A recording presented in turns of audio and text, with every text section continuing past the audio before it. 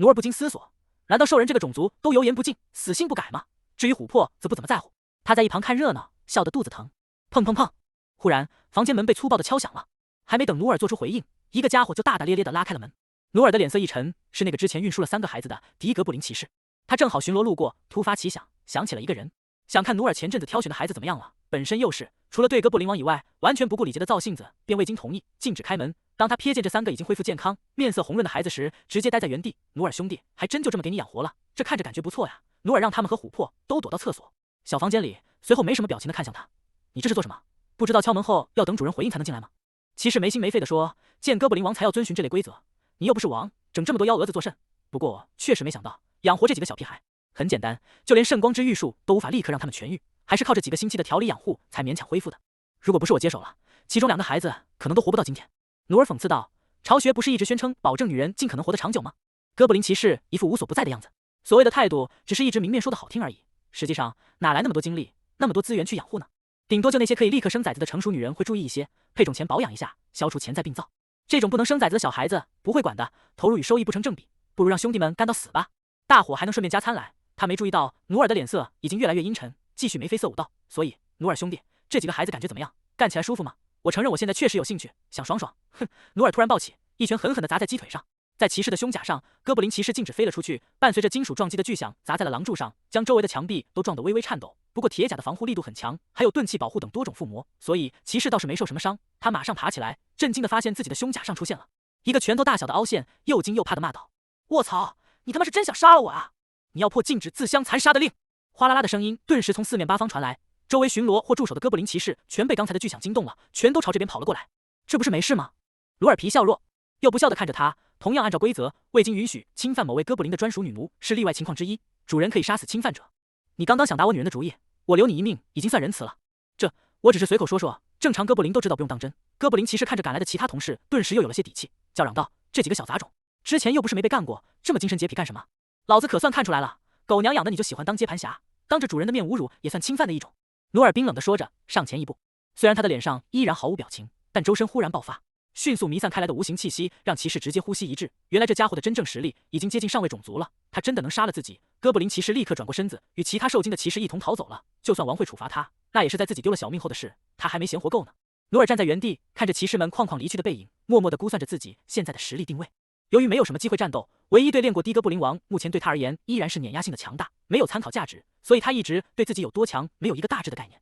正好今天借着出口恶心的机会来试一试，若有了此刻期的机会，先前的普通一拳便已经能破了有多层附魔的铁甲的防御。在一口气爆发，将气息提升到接近极致后，哥布林骑士直接畏惧到不战逃，这说明他全力出手是可以一击杀死哥布林骑士的。除了哥布林王与他几个同样有着接近上位种族实力的心腹外，努尔现在已经比巢穴内绝大部分高级哥布林强了。努尔收纳了周身弥漫的气息，转身回到了房间。除了学习哥布林王教导的战斗技以外，也在自行逐渐领悟并掌握自身的哥布林王天赋。等到完全掌握天赋，他就是新的上位种族新地哥布林王。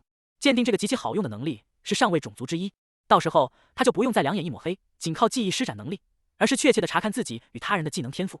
直到这时，3个孩子才战战兢兢地从小房间探出脑袋。他们虽然没有直接面对，在门后也感受到了努尔的恐怖气息。琥珀出来哄道：“没事，是爸爸在保护你们。”啊，这又是搞什么？努尔愣了一下说：“那你让他们叫你什么？”琥珀调皮地笑了一下：“奶奶，行吧。魔界与人界交界处，黑火山脉，由于该处多火山，且土壤呈黑色，两边的人将这片绵延数千公里、占地极广的山脉群系命名为。虽然矿产资源丰富，但山脉位置在两界交界处，再加上魔族与人族近100年来没有停战，双方均派遣大军驻扎在山脉2侧边缘的数个军事重镇，经常发生小规模军事冲突，所以黑火山脉的资源开采已经搁置几十年了。旅行正是前往其中最着名的军事重镇黑火镇。”矮人术士看着广袤的无人区，看着裸露在外、逐渐开始腐烂的树井，情不自禁地说：“如果完全拿下黑火山脉，这些废弃矿场就能重新采矿，到时候能养活多少家庭啊？”中旅摇头道：“难，本世纪魔王和勇者就一直没正面交手过，不击败魔王，彻底打垮魔族主力，整条边界线上的其他军队再努力推进战线，也是徒劳无功，很快就会被推回来。精灵攻守生来的懒妖，与我无关。我的目标只有哥布林，也不是完全无关。正因为人界与魔界的对峙，这空隙才给了哥布林苟且偷生的机会。”蜥蜴僧侣摇了摇头：“你的意思是？”打败魔族就方便彻底消灭哥布林了。哥布林灭绝，那我不如期待蟑螂灭绝。这些畜生只要还能存活一只，一放松警惕，过一段时间又会繁殖的遍地都是。精灵弓手恨之入骨地说：“说的也是。”走在前面的哥布林杀手一直沉默寡言，细笑着观察着沿途的山脉。这边的哥布林们很会隐藏自己的踪迹。他终于开口道：“我粗略观察了一阵，没有明显低哥布林活动痕迹。就算是魔族与人类，只要在地面生活行动，再小心遮掩，总会有迹可循。我估计他们就不怎么在地表活动，这是很反常的。一旁的小神官担忧地说：“或许这就是为什么直到现在才有黑火山脉疑似存在哥布林巢穴的报告。”精灵弓手愣了一下，听起来这批哥布林的整体智商意外的高啊！哥布林杀手嗯了一声，继续说：“这种现象只有一个可能，这处巢穴中至少有一头哥布林王。”众人一时都有些沉默。精灵弓手无奈地撇撇嘴：“我现在明白军队为什么邀请我们了。”几小时后，精灵弓手气恼地骂道：“我不明白，邀请我们来干嘛？真就让我们当观众？他们抵达黑火镇后，会见了驻扎此地的第5军团的将领，一个凭着关系新上任的贵族伯爵，父亲是王国的当红权臣之一。伯爵的态度看似很随和，但举手投足间透露出一种对经常经受风吹雨打的冒险者们的傲慢。他的意思很明确，就是邀请这些着名的杀哥布林专家们迎接冒险者小队来欣赏他的部队歼灭者倭哥布林，也不是不让你们参战。伯爵很有贵族风范地解释道：“除了你们，我也邀请了部分着名的冒险者，你们只需要帮忙清理逃跑的哥布林就可以了。”哥布林杀手闷声说道：“伯爵阁下，不要小瞧哥布林，不，当然不是小瞧，尊敬低哥布林杀手先生，这只是对远道而来的客人的贵族礼仪。优秀的贵族是不会让客人过度劳累的。”伯爵摊开了双手：“我对第5军团也进行了魔鬼训练，训练他们在狭窄洞穴作战的能力。放心，所有士兵都不会愚蠢地使用它。”几个冒险者无言地互相看了一眼，有准备，但不多。矮人术士有些焦躁地说道：“如果只是一群普通低哥布林，那自然没问题。可是这群哥布林中疑似存在哥布林王，那当然不是问题。我知道哥布林王是尚未成立的，但是如果是哥布林王，那当然不是问题。所以不能掉以轻心，请尽管放心。第5军团是赫赫有名的精英军团，长期与上位魔族率领的魔军交战，经验极其丰富。对付魔族的经验怎么能通用到对付哥布林身上？”几人一同想到了这点，却默契的没有再提。就算提出来，估计也没啥意义。哥布林杀手没再反对，转而问道：“伯爵阁下既然做了充足准备，有没有这次的哥布林巢穴的洞穴隧道分布地图？不用太惊险，大概的也行。”伯爵愣了一下，有些不快地说：“客人，请恕我拒绝，这是军事机密，再待下去也没什么意义了。”哥布林杀手向伯爵礼貌道谢后，领着小队离开了。他们分工明确，除了小神官去当地的教堂、教会询问神职人员的参展情况，其余人迅速前往当地的冒险者协会，与一同被邀请过来的倒霉蛋们会合。一进协会的大门，所有休息的冒险者都望了过来。有人打趣道：“猜到哥布林杀手也会被邀请过来，不过看样子并不顺利。”精灵弓手愣了一下：“该不会……没错，我们也吃了闭门羹。”礼貌地将我的小队拒之门外了呢。我模仿一下，美丽的小姐，华丽的礼服，比起笨重的铠甲更适合您。我发誓，我真想给那个煞比头上一拳，把他打成哥布林的样子。哈哈！所有人都略显无奈地笑了。哥布林杀手倒是没发话，他习惯性的走到了协会角落里坐下。大家像意识到了什么似的，纷纷安静下来，看着身穿厚重盔甲、遮住面孔、一言不发低哥布林杀手。他开口道：“其实我有一个主意，黑火山脉、哥布林巢穴、古城大殿。”努尔如往常一样接受着哥布林王的指导。按魔法的性质极为特殊，今天剩下的时间不多，所以就不详细讲解了。今天再教你他的多种表现形式。哥布林王不经意地提起另一件事，有个骑士向老夫打报告了，说你袭击同族。努尔平静地说道：“禀告巫王，那是他违反规则，想要侵犯我的女人在先，如果没有未经允许，有实质性的行为，结果的侵犯，仅以口头判断，你所认定的违反是不成立的。”王淡淡的说：“鉴于你是初犯，也没造成伤亡，下不为例。”努尔很是刁钻的提问道：“如果有不知死活的家伙当着吴王的面口嗨王妃呢？”就连哥布林王也被短暂的问住了。他微微一愣，随后爆发出一阵：“整座巢穴也就你小子敢问老夫这种问题，如果真有你说的那种蠢货，那老夫自然让他当场灰飞烟灭。老夫是这座巢穴的顶点，唯一的最高统治者，行事自然无需遵守规则，也从没有哪个不长眼的家伙敢管老夫。你若觉得不公平，那就不公平。”努尔没说话，翻了个白眼，以示回应。哥布林王被逗乐了：“你小子也别太懊恼，等你也当了哥布林王，统治了族群就明白，老夫今日所言非虚。”努尔愣了一下：“统治族群，不是说一国不容二王吗？”哥布林王没立刻回答，很是惬意地翘起了二郎腿，慢悠悠地说：“当然不是让你接替老夫的位置，老夫好歹也是上位种族，寿命长着呢。老夫之所以让你吃好住好，教你这么多东西，不是为了把你培养成老夫的部下。一个天生的王不可能甘为他人臣子，时机成熟后，老夫想让你独立出去，建立第2个哥布林王国。”啊，这回答确实有些出乎努尔意料。他真的说道：“可这对您有什么好处呢？”“好处？不需要好处。”哥布林王靠在椅子上悠闲地说道：“如果什么事都要考虑眼前利益，不顾大局，那就很容易目光短浅，就像我的部下们一样。小子，你设想一下，如果你成功建立并稳固了第2个哥布林王国，那么哥布林种族的整体实力会怎么样？”努尔想象了一下，如雨后春笋冒出来的高级哥布林们，说道：“回巫王，我觉得应该会急剧增加。你也看出来了，相对其他智慧种族，哥布林本身较为弱小与愚蠢，是老夫这个哥布林王八扯起。如今这个庞大的族群培养出众多高级哥布林，甚至可以与人类王国的正规军团一较高下。但是若要形成能真正让外界的其他种族忌惮的实力，这还不够，远远不够。所以老夫才下令非任务不外出，将庞大的族群掩藏在地下。如果被发现，一旦面对其他种族的讨伐，纵使老夫再强，也无济于事。仅凭老夫的能力，终归是有极限。”哥布林王闭上了眼睛。老夫的真正愿望是，哥布林有一天不必再苟活在地下，潜藏在阴影里，而是能占有地表广袤的土地与肥沃的资源，拥有在世间各大强族之间的立足之本。若整体没有足够的实力，那这一切都是空谈。今天哥布林王的话意外的多呀，努尔思索道：“感谢吴王的谆谆教诲，学生必牢记在心。”哥布林王摆了摆手，都这么熟了，私下就不必再说客套话了。你小子应该不会拒绝当王吧？努尔很是自然的。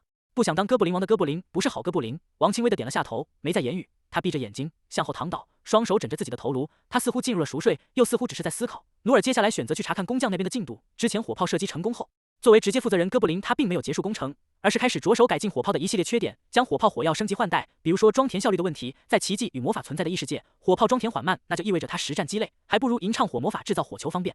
还有威力的问题，如果只是常规的实心铁球弹，连哥布林骑士的附魔护甲都能防住。于是努尔开创性的将魔法融入到火炮里来，提前在炮身构筑魔法回路，镌刻可以反复使用的火魔法法阵来引爆发射药，大大损失，缩短了发射的时间。发射药从火药粉末改成研磨后的麦粒状火药，再盗用魔法，直接将发射药与炮弹接在一起，直接省去装药步骤。炮弹多样化，提前装载不同属性的激发法阵，从燃烧弹到腐蚀弹，应有尽有。他不禁感慨，魔法可能不是万能的，但没有魔法师。同样的，火枪也渐渐的造出来了，最开始炮与枪的原理差不多。它的优点在于轻便，一支低级哥布林即可携带使用，且生产简单，成本低廉，装填子弹更为方便。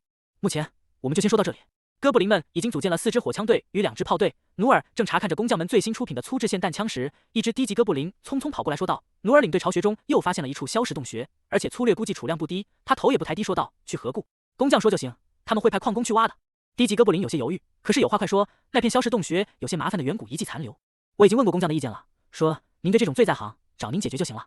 努尔抬起头，巢穴内并不是所有地方都是绝对安全的，最安全的那些人，哥布林既罕至的洞穴对低级哥布林有一定的危险性，比如说可能存在尚能激活的上古遗迹残余禁止。出于对异世界的上古遗存的兴趣，努尔遇到这种事一般都是亲自出马，并切实解决了几个潜在的危险源。所以后面这群哥布林一遇到类似的情况，第一反应都会来找他。努尔点头道：“行吧，带路。”低级哥布林举着火把，努尔跟在后面。他们走了快1个时辰，已经离开了哥布林们的主要活动区域。火把并不稳定，忽明忽暗，将周围林立的钟乳石与石笋照得隐隐绰绰。粗略望去了他们的主要活动区域，如同怪物垂涎的尖牙。努尔感受着愈发潮湿与冰冷的空气，随口说道：“这么远啊，能找到那还真不容易。”是的，低级哥布林有些结巴的回答，随后便闭紧了嘴巴。努尔开玩笑般的说了一句：“跑这么远，就算杀死一个哥布林，想必王也不太容易知道吧？”低级哥布林不再言语，点了下头作为回应。“你还敢点头？”努尔打趣道：“不怕我真的杀你？”话音未落，背后有什么东西忽然划破了空气，咻的击势而来。与此同时，努尔的身体各处就像生锈了的关节变得难以动弹，甚至思维也开始带上迟滞与阻塞感，眼看就要被身后的攻击刺穿身体。努尔的全身忽然被一阵白光覆盖包裹，如液体一般在他的身体表面流淌，彻底照亮了黑暗的洞穴，也让他开始迟缓的身体迅速恢复正常。神圣魔法，圣光加火，他顿时回转身体，以迅雷不及掩耳之势向空中探手一抓，将那个射过来的事物一支利剑牢牢攥在手里。然后努尔的身体也跟着剑矢一起在旋转半周，借着剑的动能吸引，向前冲刺，腾空而起，将利剑狠狠地插入了逃跑的低级哥布林的后颈处。低级哥布林被努尔一撞，直接定在了中路，石柱上连横都没有横出来，便暴毙了。努尔没什么感觉地扫了一眼他的尸体，环顾着众归平静的四周。刚刚有敌人对他使用了类似迟缓诅咒的技能，所幸他早有准备，提前就已经暗地念诵完了圣光加护的咒语，只等最后一下自主激发。能施加诅咒的敌人，这不是低级哥布林与大哥布林的水平能达到的。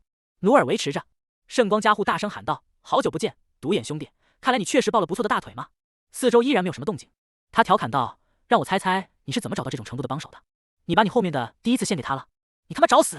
黑暗之中传来一声怒吼，还没等话音完全落下，努尔便立刻伸出手指，一只浑身火红的火焰鸟从掌心激射而出，直接扑向声音来源处。轰！爆炸声响起，炽烈的火焰飞溅炸碎了一大堆石笋，也炸飞了2只躲藏低哥布林。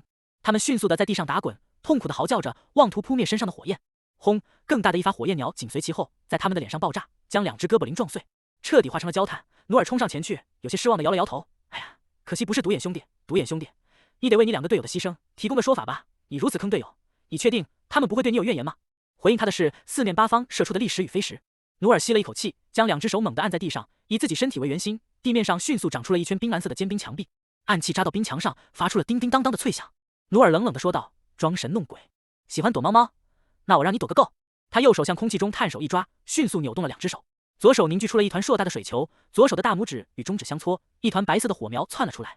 随后努尔将白色的火焰推入到水球中，两者剧烈融合，水妄图熄灭火焰，但白火愈来愈烈，直到充斥着整个水球，让水球急剧沸腾起来。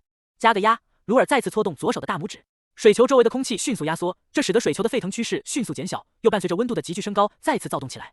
重复上述过程几次后，努尔将温度已经升高到恐怖程度的水球丢向冰墙外，咧嘴一笑：“祝你们好运。”他将冰墙封成圆顶后，搓动水球，手指解除了空气压缩，高温蒸汽煞，时间迸裂四散，瞬间充满了这片洞穴。哎呀，隐藏的哥布林们纷纷被烫到失声惨叫，却立刻失去了发声的能力。随着他们吸入蒸汽，高温瞬间破坏了他们的肺部、喉咙等部位，这些哥布林直接被活生生的烫死了。努尔解除了逐渐融化的冰墙，维持着自己周身一圈冷气屏障，走了出来。蒸汽肆虐的洞穴中，到处都是哥布林横七竖八的被蒸汽烤熟后开始散发香味的尸体。不过还有几个敌人没什么事，他们通过建立不同属性的魔法屏障，也在保护下躲过了蒸汽的攻击，但显眼的魔法屏障将他们